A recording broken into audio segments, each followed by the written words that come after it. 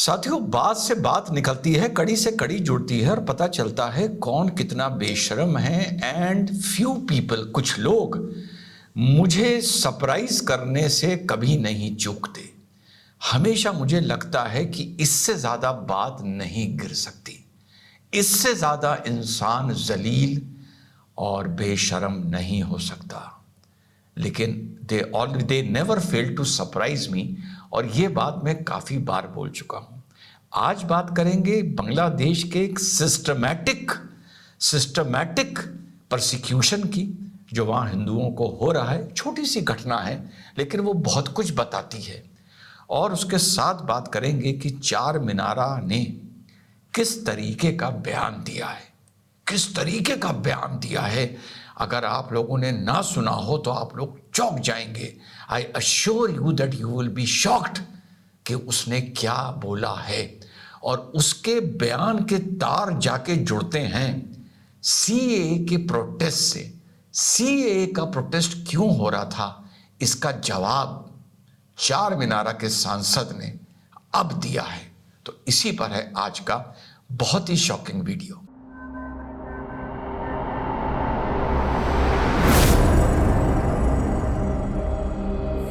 Hello, नमस्कार, सत श्री अकाल, अस्सलाम वालेकुम। कैसे हैं जनाब? पहले बात करते हैं बांग्लादेश के। बहुत छोटी सी बात, सिस्टमैटिक प्रोसिक्यूशन जो हो रहा है चिन्मया दास जी को, जो सिडिशन में जेल में डाल रखा है। तो जिस दिन वो लास्ट टाइम अपीयर हुए थे, लास्ट से पहले, और जब वो कोर्ट के बाहर निकल रहे थे तो वहाँ पर लॉ एंड ऑर्डर प्रॉब्लम आ गई, वायलेंस हो गया।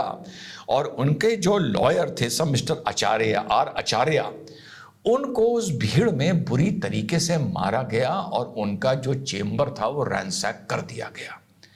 And he is still admitted in some hospital in Dhaka. उसी टाइम के आसपास उनके दूसरे लॉयर जो उनको रिप्रेजेंट कर रहे थे, रमन रॉय, उसको भी मारा गया, पर उसको इतनी चोटें नहीं आई जितनी रीगन आचार्य जी को आई। अब उसके बाद हाल ये हो गया है कि लास्ट डेट 3-4 दिन पहले थी। He was suppose to appear for bail argument, और पूरे बांग्लादेश में कोई भी लॉयर उनको रिप्रेजेंट करने को तैयार नहीं है, भी ए मुस्लिम और ही भी ए हिंदू इवन। ये है इस टाइम हालात बांग्लादेश के टेरर के। मैं हमेशा बोलता था कि निगाहें जब लोगों की आपके पाकिस्तान पर लगी रही, नो मैटर वहाँ पर खालिदा जिया हो या शेख हसीना हो, लेकिन वहाँ पे अंदर अंदर हालात जो बांग्लादेश के बिगड़ते जा रहे थे वो पाकिस्तान से भी कहीं बदतर थे। तो ये हो रहा है सिस्टमैटिक प्रोसिक्यूशन, जिसको बोलते हैं, आप इसको तो स्टेट और स्पॉन्सर्ड भी बोल सकते हैं, क्योंकि वहां पर स्टेट भी आपको लॉयर प्रोवाइड करा सकता है एमएस क्यूरी, लेकिन वहां पर प्रोवाइड नहीं कराया जा रहा। और उनकी डेट जनवरी 2 बढ़ गई है, आगे हो गई है। जनवरी 2 को अब उनका बेल का आर्गूमेंट होगा। इसी बीच साथियों, इसका बयान सामने आया है and that shocked me, it really shocked मी। सुनो इस बंदे ने बोला क्या है, और इसकी इस बात में कितने राज जो छुपे थे वो खुलकर सामने आ गए हैं। सुनो, ने बयान दिया था, उसका जवाब देते हुए ये आदमी ये बोला है। समझ पाए या जल्दी में मिस हो गया? ये आदमी ये बोल रहा है कि हिंदुस्तान के मुसलमान का बांग्लादेश के हिंदू से क्या मतलब है। और ये आदमी ये बोल रहा है कि बांग्लादेश में जो हो रहा है उसके लिए हिंदुस्तान का मुसलमान कैसे जिम्मेदार है। ज़्यादा शॉकिंग बात इसकी पार्ट 1 ऑफ द स्टेटमेंट है, जो इसने बोला कि बांग्लादेश के हिंदू से मुसलमान का क्या मतलब है। इसको साबित कर दिया इसने कि हिंदुस्तान के मुसलमान को अगर किसी से मतलब है वो बांग्लादेश के मुसलमान से मतलब है, इसीलिए हम उनके लिए लड़ते हैं। अगर हमें मतलब है, हमें म्यांमार के मुसलमान से मतलब है, इसीलिए हम उनके लिए लड़ते हैं। अगर हमें मतलब है तो हमें सिर्फ़ और सिर्फ फ़लस्तीन के मुसलमान से मतलब है, इसीलिए हम उनके लिए बोलते हैं।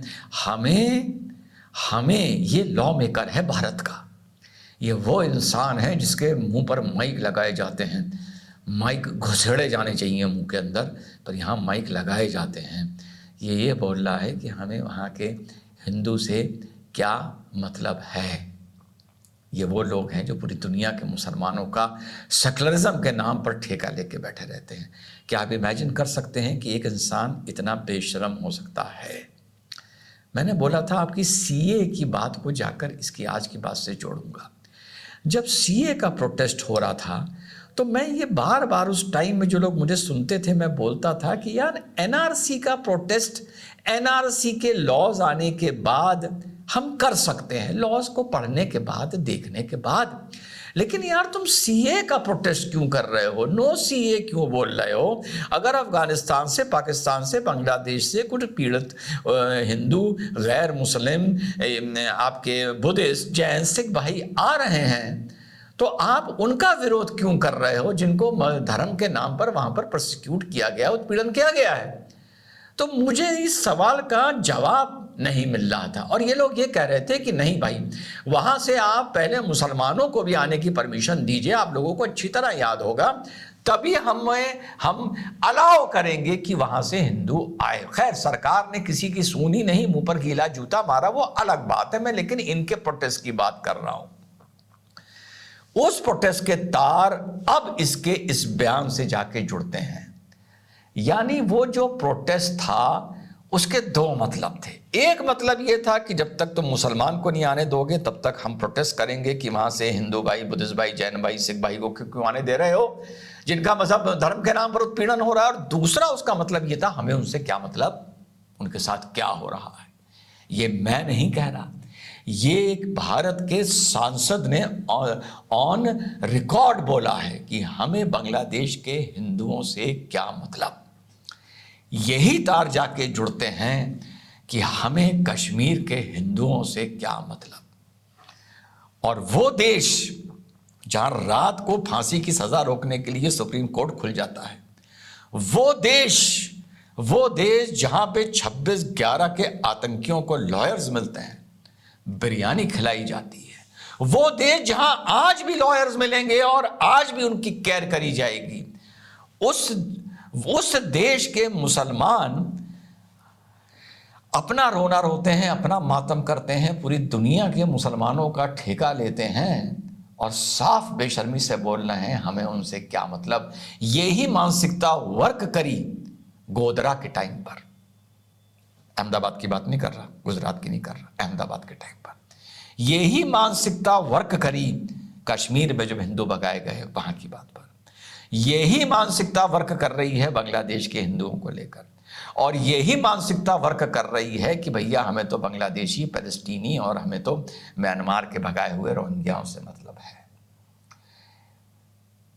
चार मीनारा के इस सांसद की बात ने यह साबित कर दिया कि अच्छा बुरा चाहे एक दूसरे को मारें, काटें, जैसे सीरिया में मार रहे हैं। इस पर 2-3 दिन में मैं वीडियो बनाता हूं। तो मुझे I am falling short of words इसकी बेशर्मी के सामने।